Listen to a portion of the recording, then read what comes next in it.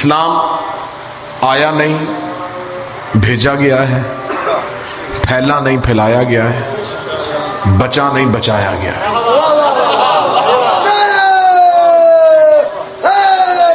یار کوئی بھی تنظیم ہو، کوئی بھی تحریک ہو، اس کے لیے دو چیزیں ہونی ضروری ہیں، ایک افرادی قوت اور ایک مالی قوت۔ تب تک وہ تنظیمیں ناکام ہو جاتی ہیں جب تک ان کے پاس لوگ نہ ہوں، اور وہ پارٹیاں کبھی کامیاب نہیں ہوتی جن کے پاس مال نہ ہو۔ اسلام ایک بہترین دین اور پوری دنیا میں پھیل گیا۔ مولوی کے سر پہ قرآن رکھ کے صرف ایک بات کا جواب پوچھ کہ اس اسلام پہ محنت کس کی لگی ہے اور دولت کس کی لگی ہے۔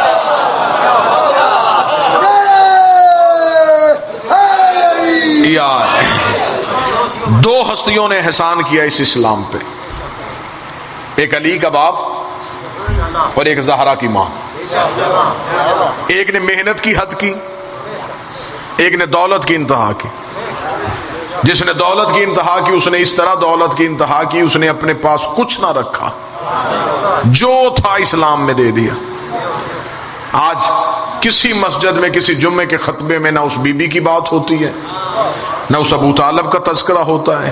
قصور صرف یہ ہے کہ خدیجہ زہرا کی ماں ہے اور ابو طالب علی کا باپ ہے۔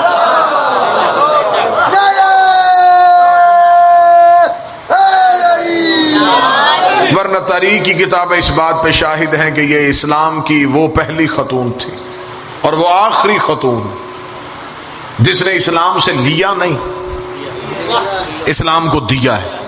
سنی میرے بھائی اگر بیٹھے ہو، نبی کی جتنی بھی بیویاں تھیں، 9 تھیں، 11 تھیں یا 13 تھیں، ہر ایک بیوی کا بیت المال سے وظیفہ مقرر تھا،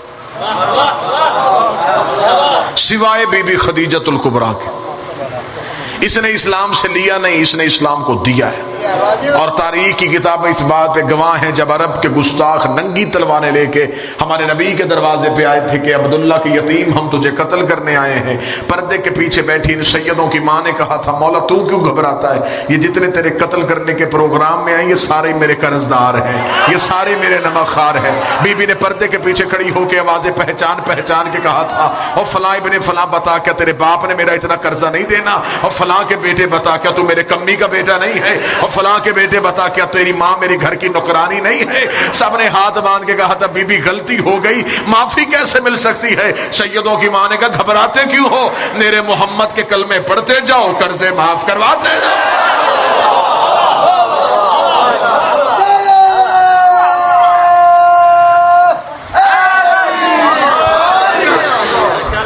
کلمے پڑھتے جاؤ، قرضے معاف کرواتے جاؤ۔ اور تاریخ طبری کہتی ہے کہ جب قریش کی عورتوں نے آ کے بی بی خدیجہ کے گھر میں آ کے بی بی کو ایک تانا دیا، انہوں نے تانا دیتے ہوئے عربی میں ایک شعر پڑھا، انہوں نے کہا خدیجہ باپ تیرا خویلد اتنا امیر تھا کہ اس کے سر کا شملہ عرش کو چھوتا تھا، اور تو یتیم عبداللہ کی نوکری کر رہی ہے۔ بی بی نے شعر کا جواب شعر میں دیا۔ بی بی نے کہا باپ میرا اتنا امیر تھا کہ اس کے سر کا شملہ عرش کو چھوتا تھا، جس کی نکرانی بن کے آئی ہوں اس کے جوتے عرش کو چھوتے، اس کی نالین عرش کو چھوتی۔ ایک نے دولت کی انتہا کی، ایک نے محنت کی انتہا کی۔ آج مسلمان ہو کے بندہ کلمہ نبی کا پڑھ کے آگے ہم سے سوال کرتا ہے حضرت ابو طالب نے کلمہ کب پڑھا تھا؟ کلمے کو کبھی بھی کلمہ پڑھنے کی ضرورت نہیں ہوتی۔ اگر کوئی لفظوں کی قدر کرے گا تو یہاں میں ادب کا ایک جملہ کہنے لگا ہوں، جو بندہ کہتا ہے ابو طالب اسلام کب لائے تھے، اس بندے کا سوال بالکل ایسا ہی ہے جیسے کوئی بندہ پوچھے کہ اسلام مسلمان کب ہوا تھا۔ معاذ اللہ ثم معاذ اللہ، حضرت ابو طالب بت پرست تھے جی، حضرت ابو طالب کلمے پہ نہیں تھے، ابو طالب اسلام پہ نہیں تھے۔ مسجد کا مولوی ہو یا مکے کا مفتی ہو، اس سے صرف اتنا پوچھ کے جو اسلام کی پہلی دعوت ہوئی تھی جسے دعوت ذوالعشیرہ کہا جاتا ہے، وہ اسلام کی پہلی دعوت کس کے گھر میں ہوئی تھی؟ کہتے جی ابو طالب کے گھر میں ہوئی تھی۔ ابو طالب کا گھر کہاں پہ تھا؟ کہتے جی وہ مکے میں تھا۔ اگر ابو طالب کا گھر مکے میں تھا، ہمیں صرف اتنا بتا کہ اللہ کا اپنا گھر کہاں تھا؟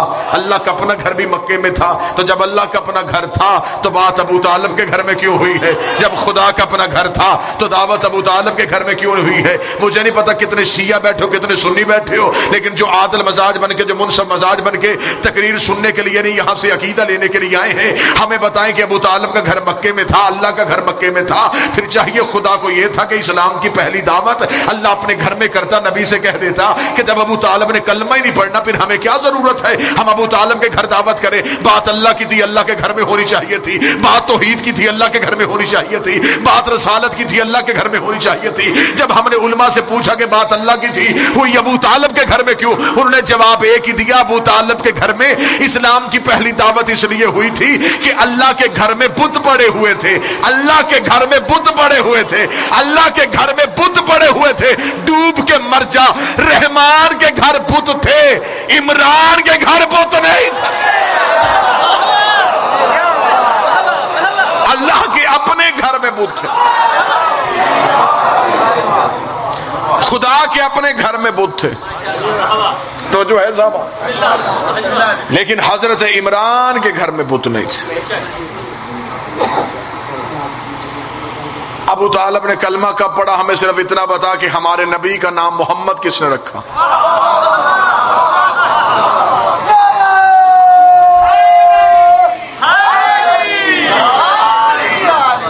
پوری دنیا میں جتنے مسلمان رہتے وہ جو کلمہ پڑھتے وہ کلمہ کیا لا الہ الا اللہ، اب مجمع مجھے پڑھائے گا، لا الہ الا اللہ محمد رسول اللہ۔ اگر کوئی بندہ کلمے میں کہے لا الہ الا اللہ احمد رسول اللہ، کلمہ ہو جائے گا؟ کیوں؟ یہ نام کیا نبی کا نام نہیں؟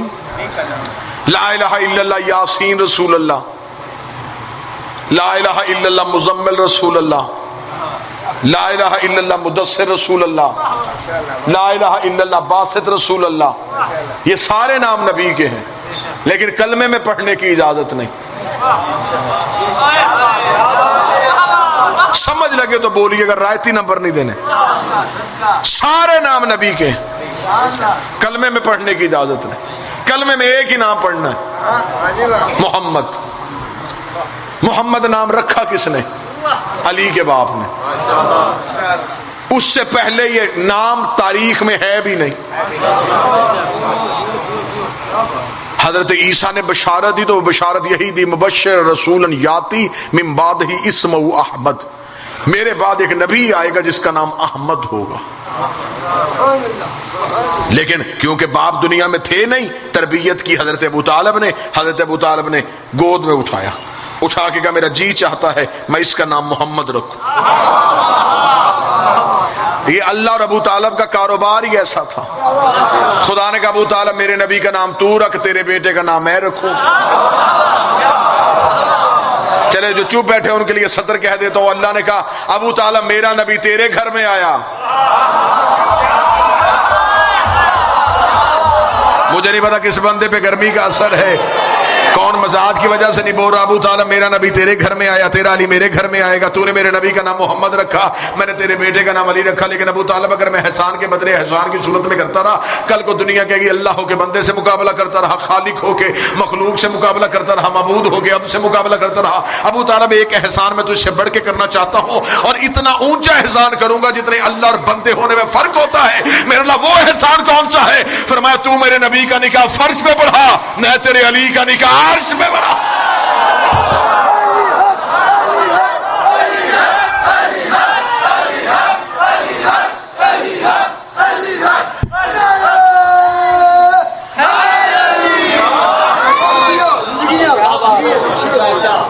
احسان دو ہستیوں کے، ایک سیدہ اور ایک حضرت ابو طالب۔ نام حضرت ابو طالب نے رکھا، تربیت حضرت ابو طالب نے کی، نکاح حضرت ابو طالب نے پڑھایا، حق مہر ابو طالب نے اپنی جیب سے دیا۔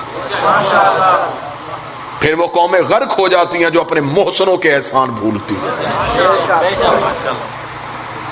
جتنے میرے اہل سنت بھائی تشریف فرما ہو، اہل محمد کو صرف ماننا شرط نہیں، ان سے مودت کا حکم ہے۔ باہر جا کے گلی سے کسی بندے سے پوچھا جی اندر مجلس امام حسین کی ہو رہی، آپ کیوں نہیں کہے؟ وہ کہتے جی ہم بھی امام حسین کو مانتے ہیں۔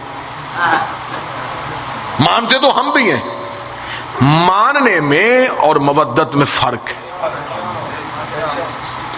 احد کے میدان میں سب نے دیکھا کہ نبی کا دانت زخمی ہوا. جن کے سامنے زخمی ہوا انہوں نے ایک بھی نہیں توڑا. اور جسے عشق تھا اس نے دیکھا نہیں، صرف سنا تھا. مودت میں آخری درجے کو عشق کہتے ہیں. پورا مدینہ جانتا تھا یہ بطول کا گھر ہے. سلمان جانتا تھا کہ یہ کیا ہے. میں ایک لفظ کہہ دیتا ہوں. ایک دن جناب سلمان یوں سر جھکا کے بیٹھے ہوئے تھے دہلیز فاطمہ پہ. ایک صحابی قریب سے گزرا، اس نے کہا سلمان سارا دن بطول کے دروازے پہ سجدہ کر کے بیٹھا رہتا ہے، تجھے اس دروازے سے ملتا کیا ہے؟ سلمان نے یوں اس کی طرف نظر سیدھی کر کے کیا کہا تو نے؟ اس نے کہا اس دروازے پہ سجدہ کیوں کرتا ہے؟ سلمان نے کہا یہ دروازہ نہیں، یہ سدرۃ المنتہا ہے. ہاتھ وہی اٹھا ہے جسے خیرات علی دینا چاہتا تھا. یہ دروازہ نہیں، یہ سدرۃ المنتہا ہے. سدرۃ المنتہا کا نام آنا تھا. اس صحابی نے دیکھا حد ہو گئی ہے، سلمان تو بوڑھا ہو گیا، تجھے نہیں پتا سدرۃ المنتہا زمین پہ نہیں ہوتی؟ سلمان نے کہا تو مجھے بتا سدرۃ المنتہا کہاں ہے؟ اس نے کہا سدرۃ المنتہا تو عرش پہ ہے. سلمان نے کہا تیرے پاس اس کی کوئی نشانی ہے؟ اس نے فوراً قرآن کی آیت پڑھی. اس نے کہا اللہ قرآن میں کہتا جب نبی کو معراج پہ بلایا گیا تھا ایک ایسی جگہ آئی تھی، ایک ایسی بلندی آئی تھی جہاں پہ جبریل رک گئے تھے، اور جبریل رک کے اپنے پر جوڑ کے کہا تھا یا رسول اللہ اس سے آگے آپ جائیں گے؟ اس سے آگے میں ایک قدم بھی نہیں بڑھ سکتا کیونکہ اس کے آگے عالم نور ہے اور نور میں جا کے میرے پر جل جائیں گے. جہاں جبریل رک گیا تھا اسے سدرۃ المنتہا کہتے ہیں. جس سے آگے کوئی بھی نہیں جاتا اسے سدرۃ المنتہا کہتے ہیں. جہاں جبریل رکا رہا اسے سدرۃ المنتہا کہتے ہیں. لفظ میں آپ کے سینوں پہ نقش کرنے لگا. سلمان نے کہا تیرے عقیدے میں میرے عقیدے میں یہی فرق ہے. جہاں جبریل رکتا تھا وہ تیری سدرہ ہے، جہاں محمد رکتا ہے یہ میری سدرہ. وہاں جبریل روکا گیا،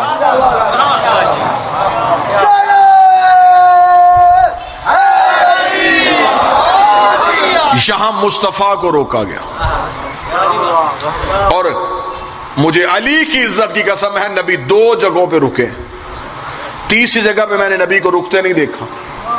یا وہاں رکے یا یہاں رکے، یا وہاں پردے کے قریب جا کے نبی رک گئے تھے. خدا نے کہا تھا اس پردے کے باہر رک جائیے، اس سے آگے آپ نہیں آ سکتے. یا تو پردے کے باہر رک گئے، یا زہرا کے دروازے پہ رکے، یا سیدہ کے دروازے پہ نبی نے اجازت مانگی، یا معراج کے پردے پہ اجازت مانگی.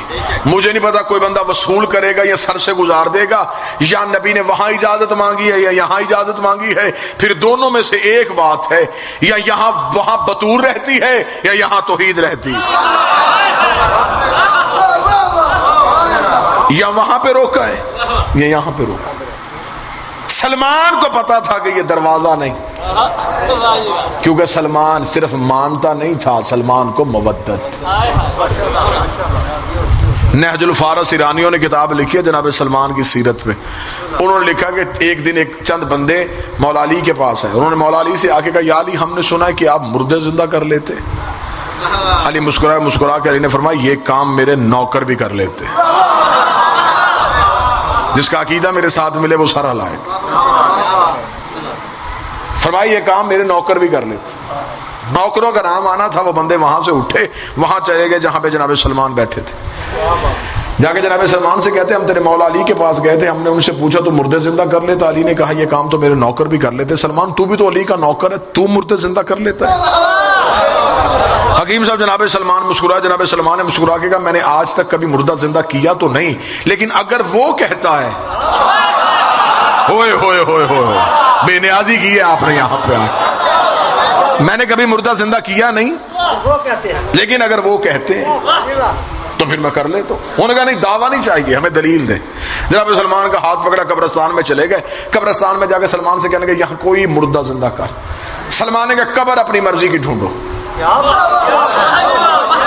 میں نہیں قبر اپنی مرضی کی ڈھونڈو. قبرستان میں چکر لگاتے لگاتے انہیں ایک قبر بڑی پرانی سی لگی, بسیدہ سی قبر, پھٹی سی قبر. انہوں نے کہا یہ قبر بڑی پرانی ہے. سلمان کا ہاتھ پکڑا, وہاں لے آئے. وہاں لا کے انہوں نے سلمان سے کہا سلمان اس مردے کو زندہ کر سکتا ہے؟ جہاں جہاں سے آئے ہو تمہیں حسین کی عزت کا واسطہ اس لفظ کا لہو نہ کرنا, لفظ کا لہو کرو گے تو میں سمجھوں گا کہ پوری خطابت کا لہو ہو گیا. کتنا قیمتی اور کتنا خوبصورت جملہ ہے جناب سلمان کا. سلمان کا ہاتھ پکڑ کے اس قبرستان میں جا کے اس قبر پہ بٹھا کے سلمان سے کہنے لگے سلمان اس قبر میں جو مردہ ہے اسے زندہ کر. سلمان نے اپنا بوڑھا ہاتھ اس قبر پہ رکھا. قبر پہ ہاتھ رکھ کے سلمان نے کہا وہ کہتا ہے کہ میں مردے زندہ کر لیتا ہوں, وہ کہتا ہے میں مردے زندہ کر لیتا ہوں, وہ کہتا ہے میں مردے زندہ کر لیتا ہوں. قوم پہ اذن علی اڑ جا قبر سے میرے مرشد علی کے نام پہ. اتنا کہنا تھا قبر پھٹ گئی, مردہ کفن سمیت باہر آیا. اس نے اپنے سر سے کفن کی مٹی کو جھاڑا, جھاڑ کے کبھی دائیں دیکھا کبھی بائیں دیکھا. این الجمل این الجمل این الجمل, میرا اونٹ کہاں ہے, میرا اونٹ کہاں ہے, میرا اونٹ کہاں ہے, میرا اونٹ کہاں ہے. بندے سلمان کے پیچھے چھپ گئے. سلمان یہ قبر پھٹی, مردہ باہر آیا. ہمیں اس بات پہ کوئی شک نہیں, یقین ہو گیا, لیکن صرف اتنا بتا یہ قبر سے نکل کے اونٹ کون سا ڈھونڈ رہا ہے. جب سلمان کا جاہلو تم نے نبی کی حدیث نہیں سنی؟ نبی کہہ کے گئے تھے انسان جو کرتا مر جاتا ہے, جو سوچتا مر جاتا ہے, جو بولتا مر جاتا ہے, قیامت والے دن جب روح واپس کی جائے گی وہیں سے بات شروع ہو جائے گی, وہیں سے ہاتھ شروع ہو جائے گا, وہیں سے کام شروع ہو جائے گا. یہ ایک عرابی بدو تھا, صحرا میں اونٹ چرا رہا تھا, اس کا ایک اونٹ گم ہو گیا. یہ اونٹ کو ڈھونڈتا ڈھونڈتا پیاسا مر گیا. آج قبر سے نکل کے پھر پوچھ رہا میرا اونٹ کہاں ہے, میرا اونٹ کہاں ہے, میرا اونٹ کہاں ہے. کہا اچھا سلمان, انسان جو کرتا مرتا وہی کرتا اٹھتا ہے. سلمان کا اسی لیے تو ہم تمہیں مدینے کی گلیوں میں کہتے ہیں کہ جہاں بھی بیٹھو ہر وقت علی علی علی علی کیا کرو, کیونکہ جہاں بھی مر جاؤ قبر سے نکل کے پوچھو علی کہاں.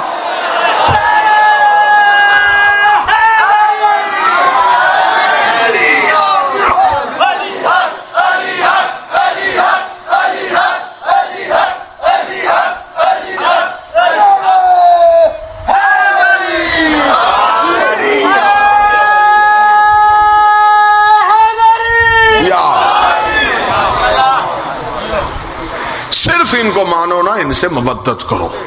دو ہستیوں کا احسان ہے, ایک زہرا کی ماں ہے, ایک علی کا باپ ہے. خدا نے کہا احسان ابو طالب تیرے بھی بڑے ہیں, احسان خدیجہ کے بھی بڑے ہیں. اگر نبی کے بعد نبی آنے کی گنجائش ہوتی میں ایک نبی خدیجہ کو دیتا, ایک نبی ابو طالب کو دیتا, لیکن تیرے بعد میں نے دروازہ نبوت کا بند کر دیا. تیرے بعد میں نے سلسلہ امامت کو شروع کرنا ہے. امام ایک ہے, گھر دو ہیں.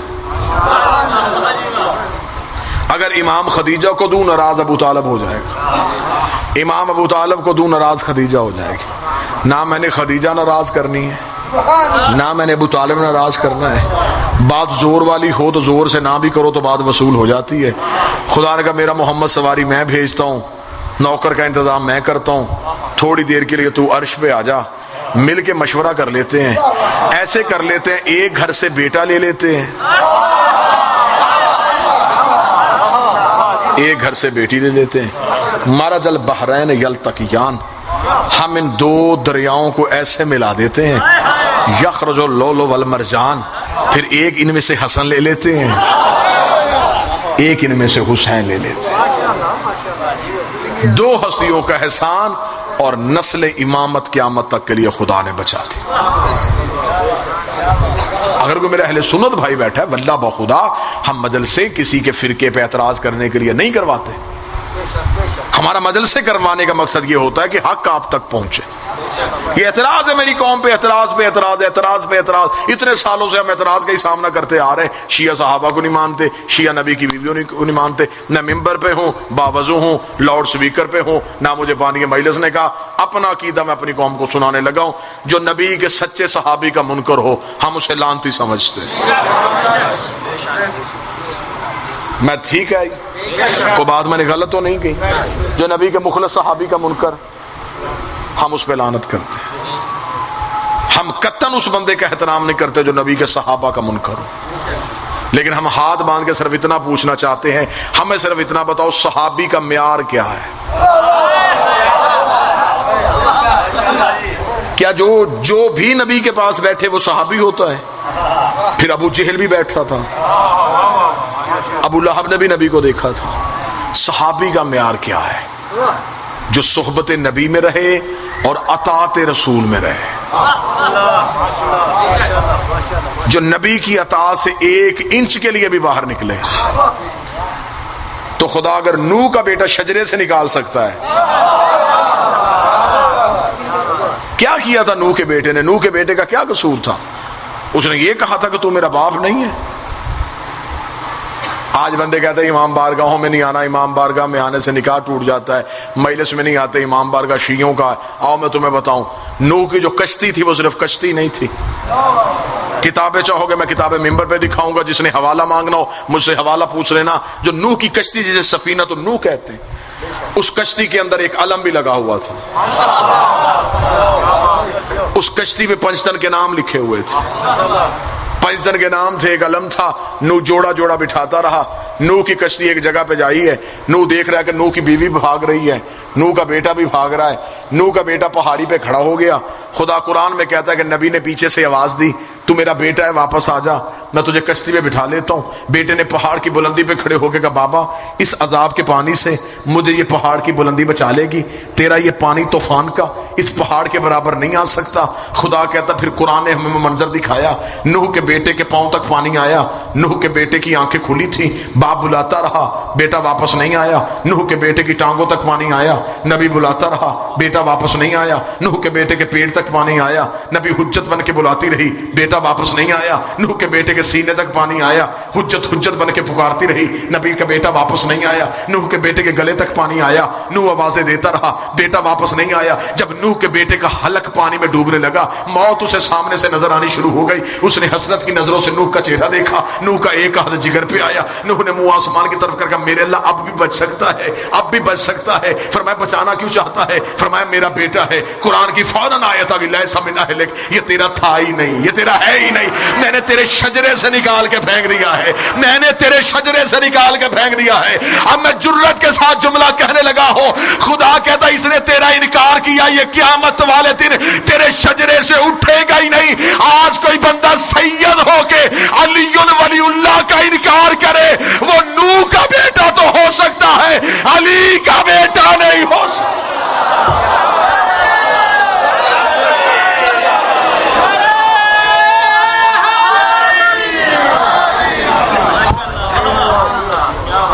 کیوں ڈوبا نوح کا بیٹا؟ قصور کیا تھا؟ صرف اس نے حجت کو چھوڑا، یہی غلطی ہوئی تھی نا، صرف اور صرف اس نے حجت کو چھوڑا، بیٹا ڈوب گیا۔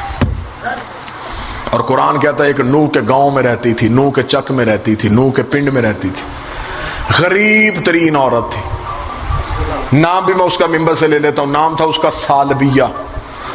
کیا نام تھا جی؟ نبی کے نوح کے گاؤں میں رہتی تھی، حکیم صاحب غریب عورت تھی، کل اس کی کائنات ایک بکری تھی اور ایک گٹھڑی تھی۔ نوح نے اعلان کیا میں کشتی بنانے لگا ہوں، روز اپنی بکری کھولتی، گٹھڑی اٹھاتی، نوح کے دروازے پہ جا کے پوچھتی کب بننی ہے آپ کی کشتی؟ نوح نے کہا بی بی سالبیہ جب کشتی بنے گی میں تجھے بلاؤں گا۔ دوسرا دن ہوا، پھر دروازے پہ آ گئے، نوح نے پھر یہی کہہ کے واپس بھیج دیا کہ جب کشتی بنے گی میں اعلان کروں گا تو آ جانا۔ تیسرے دن پھر دروازے پہ، غریب عورت تھی، اسے پتا چل جائے، اسے یقین تھا کہ میں روزانہ دروازے پہ آؤں گی تو میری سیٹ پکی ہونی، اسے پتا تھا کہ بعد میں آنے والے کبھی کبھی اگلی سیٹوں پہ بھی بیٹھ جاتے، جسے سمجھ آ گئی میں اسے دا دے دیتا۔ اس نے آ کے دروازے پہ دستک دی، نوح دروازہ کھولا۔ جب نوح نے دیکھا کہ باہر سالبیہ کھڑی ہے تو نوح کے چہرے میں جلال آ گیا، غصہ آ گیا۔ نوح نے کہا اب کیوں آئی ہے؟ اس نے کہا پوچھنے آئی ہوں کشتی بن گئی ہے۔ نوح نے ہاتھ جوڑ کر تو بننے دے گی تو بنے گی، روز دروازے پہ کیوں لینے آ جاتا؟ نوح کے لہجے میں سختی آئی۔ اب میں قرآن کی آپ کو وزن سنانے لگا۔ نوح کے لہجے میں سختی آئی۔ سالبیہ نے نوح نبی کا چہرہ دیکھا، فرمایا کیا کہا تو نے؟ فرمایا ابھی بنی نہیں، جب بنے گی تو میں تجھے بلا لوں گا۔ چپ کر کے اس نے گٹھری اٹھائی، چل پڑی۔ چند قدم کے فاصلے پہنچی تھی یا نوح گھر کے اندر آئے۔ جناب نوح نے آ کے دوبارہ کشتی بنانی شروع کی۔ یوں آسمان سے جبریل آئے، یوں نوح نبی کا ہاتھ اٹھایا۔ اللہ کا نبی کشتی کو ہاتھ نہ لگانا۔ اب مجھے نہیں پتا کون بندہ سمجھے گا۔ نوح نے ہاتھ باندھ کہا میرے اللہ کوئی غلطی ہوئی؟ فرمایا غلطی نہیں ہوئی، تیرے لہجے میں سختی کیوں آئی؟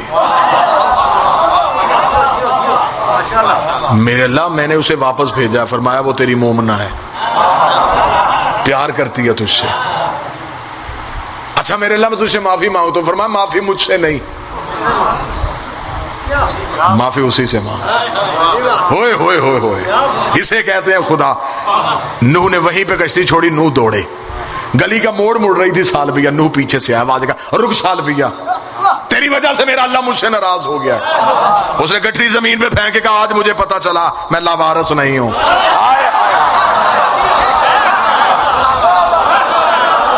آج مجھے پتا چلا میں غریب نہیں ہوں۔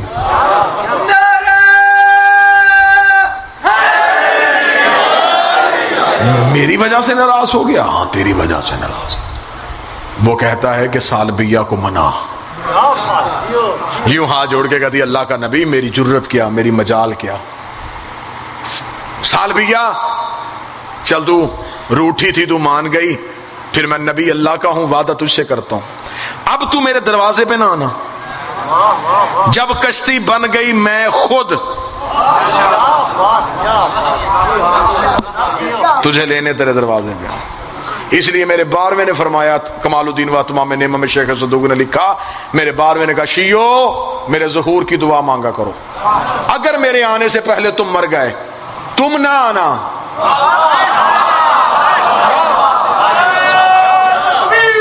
اللہ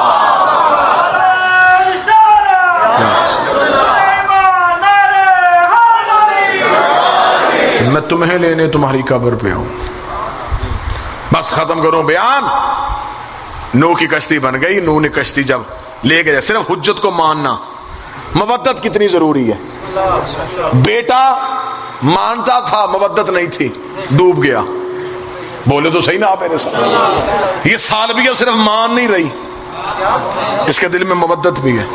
نوح کشتی پہ بیٹھا، قرآن کہتا نوح نے جوڑا جوڑا کشتی پہ بٹھا لیا، نوح کی کشتی کوہ جودی پہ جا کر رک گئی، نوح نے پہاڑ کی بلندی پہ کھڑے ہو کے، عذاب کا پانی ٹل گیا تھا، نوح نے پوری کائنات کا معائنہ کیا، پوری کائنات پانی میں ڈوبی ہوئی تھی، ہر جگہ میں پانی تھا۔ نوح نے دور دیکھا کہ دور خشکی کا ایک جزیرہ نظر آ رہا ہے، جہاں پہ عذاب کا پانی جا نہیں رہا بلکہ طواف کر کے گزر رہا ہے، بلکہ طواف کر کے گزر رہا ہے۔ نوح کے ذہن میں آئے کہ یا تو یہاں پر کسی نبی کا گھر ہے یا کسی نبی کی قبر ہے۔ نوح اب پہاڑ سے اترا، نوح اپنے سفینے میں بیٹھ کے اس خشکی کے جزیرے کے قریب گئے، نوح کے پہلا قدم خشکی کے جزیرے پہ آیا، نوح کی آنکھیں کھلی کی کھلی رہ گئی۔ وہی بی بی سالبیہ چولہے پہ بیٹھی روٹیاں پکا رہی تھی، چولہے پہ بیٹھی روٹیاں پکا رہی تھی۔ اس نے اللہ کے نبی کو آتے دیکھا، جلدی سے اپنے ہاتھ دھوئے، اپنی گٹھری اٹھائی، بکری کھولی، کھول کہتی یا اللہ یا رسول اللہ بن گئی تیری کشتی، بن گئی تیری کشتی۔ نوح نے دیکھا بی بی سالبیہ، پانی تو آ کے چلا بھی گیا، عذاب تو آ کے ٹل بھی گیا۔ اس نے کہا تیری عزت کی قسم ہے، نہ میں نے پانی آتے دیکھا ہے، نہ میں نے پانی جاتے دیکھا ہے، نہ میں نے پانی چڑھتے دیکھا ہے، نہ میں نے پانی اترتے دیکھا ہے۔ نوح نے ہاتھ باندھ کر میرے اللہ پوری کائنات پانی میں ڈوبی، میرا بیٹا ڈوب گیا، میری بیوی ڈوب گئی، سالبیہ کے گھر پانی کیوں نہیں آیا؟ آواز آئی دھیمے لہجے میں بات کر، وہ کافر تھے یہ تیری مومنہ تھی، وہ کافر تھے یہ تیری مومنہ تھی۔ پوری تقریر بھول جانا، جملہ یاد رکھنا، ساری زندگی علی ولی اللہ پہ پکے رہنا، عزاداری حسین پہ پکے رہنا، قیامت آ کے چلی بھی جائے گی ہمیں پتہ ہی نہیں چلے۔